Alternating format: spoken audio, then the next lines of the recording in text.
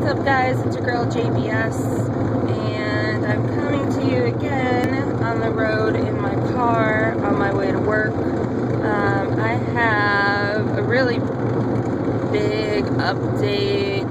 It's not anything that I'm excited about by any means, but it is what it is, and I finally have come to terms with it, so I figured I'd make this video and keep you all up to date as well. So if you've been following me on my journey, you know that kind of when all of this started, I also found out that I was having some issues with severe migraines. Then they thought I had a brain tumor. Went through a bunch of testing, found out that I don't have a brain tumor and that I have pseudotumor cerebri, which is pretty much the same as having a brain tumor, but I don't. So my body thinks that I have a tumor in my brain, and it's producing a lot of spinal fluid and building up pressure in my brain because of it. So on Monday, the 14th of July, I went into the hospital to get a lumbar puncture done so that they could check how much pressure there actually was in my brain and, you know, run all the labs on the spinal fluid and everything like that. Then Thursday, the 17th, so from the 14th to the 17th, I experienced the most excruciating headaches of my life. The only time they would get better is if I laid flat down and didn't move.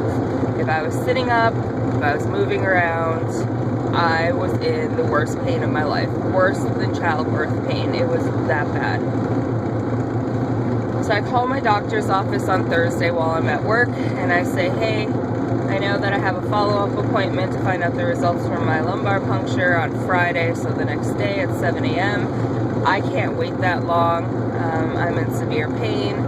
Also at that time on Thursday, I began to become nauseous and vomit uncontrollably from the pain of my head. And I let them know that, and I was like, you know, I don't know what to do, but I can't live like this any longer. So the doctor's, is it a PA, physician's assistant?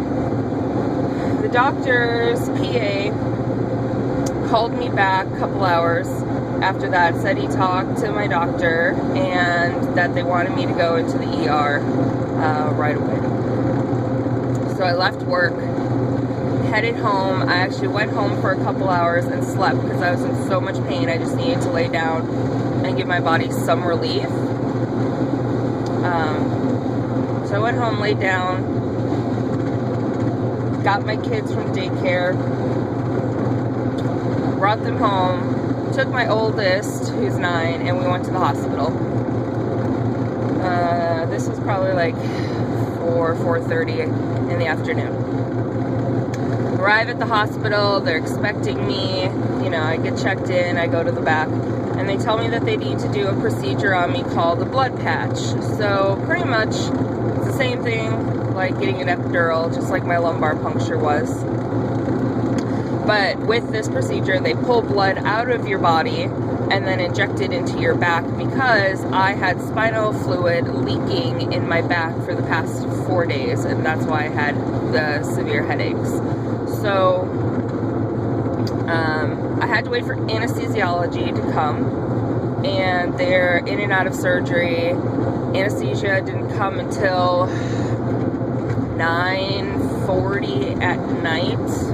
Yeah, 9:40 at night. So I got there at like 4:30, got checked in. They didn't come till 9:40.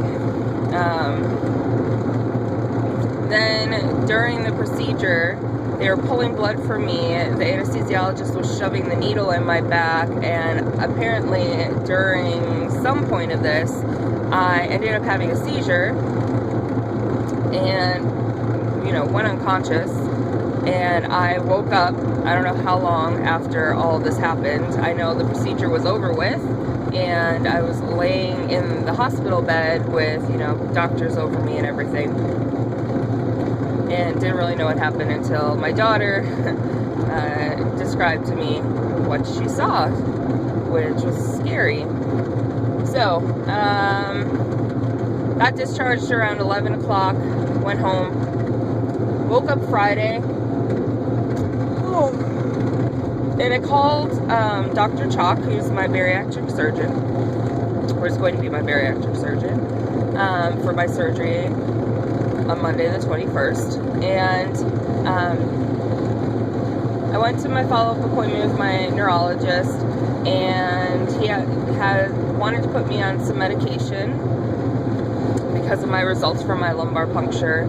And so I called Dr. Chalk to say, hey, you know, here's kind of an update. I went into the hospital, had a blood patch done, then I followed up with my neurologist. Hopefully you got the results from it, because they needed that before surgery.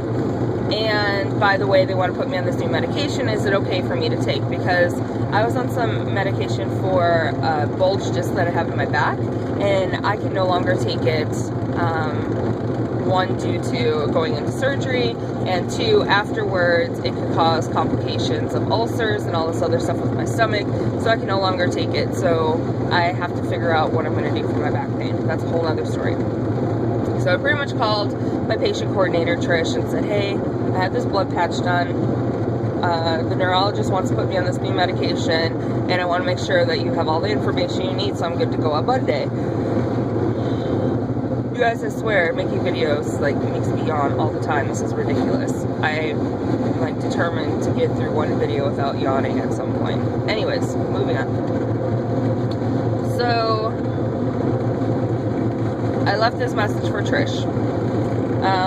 Then, yesterday, Friday, I went to go see a friend, was kind of out of cell service, ran into the store with her, regained cell service, and I had a voicemail from Trish saying that I needed to call her right away. So I call her, and she tells me that my surgery is canceled for Monday.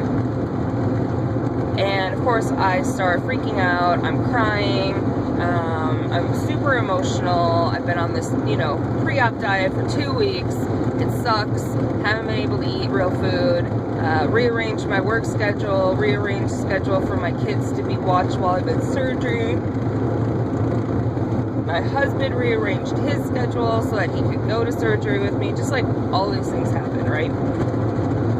So of course I'm really frustrated, and I'm like, why did my surgery get canceled? And she told me it was because I got that blood patch done. And I was like, well, if I would have known that, I wouldn't have gotten it then.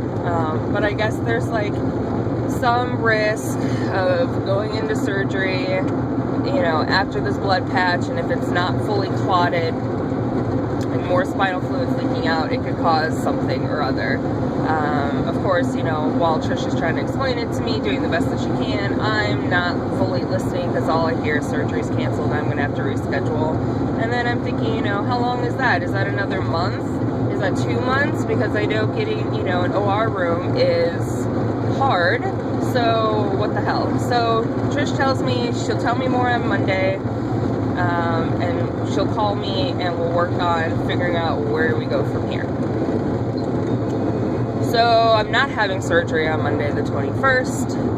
I'm very heartbroken, and I don't know where we're gonna go from here at all.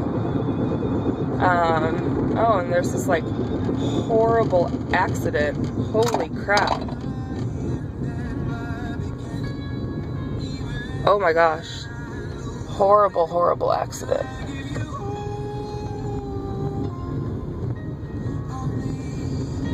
All these people are, holy cow, she like went over the guardrail and everything. Sorry guys, there's this like horrible accident as I'm driving. Very scary. I don't know what happened. So yeah, I'll have more answers on Monday. I don't know what's gonna happen. I know that they can't operate in Evergreen Hospital where I'm supposed to have my surgery, except for every other week. So if I get lucky and get to have surgery rescheduled for 2 weeks, that puts me out to August 6th, which is cutting things really close for a lot of other things, work related and personal. So I don't know.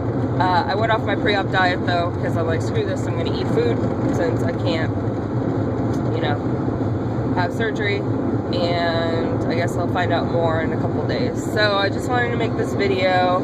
Sorry if it's kind of long. Just letting you know what's going on, and as soon as I know more, I will make another video. I got paid on Friday, so I am getting a phone turned on today at some point during work, so I'll be able to make more videos and upload a lot easier than having to wait to get home. I mean, having to wait to get to work to upload for you all. So I hope everyone is doing well. I know a lot of people have had surgeries within the last couple of weeks that I've been following. Super excited. I've been enjoying following your progress. And yeah, until I know more, hope you all are having a great weekend, and I will hopefully be coming to you all soon with a new surgery date and better news.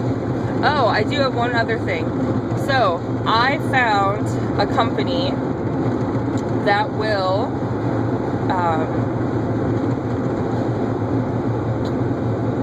cover my protein shakes, my vitamins, and they also give you some like scar cream or something. I don't know.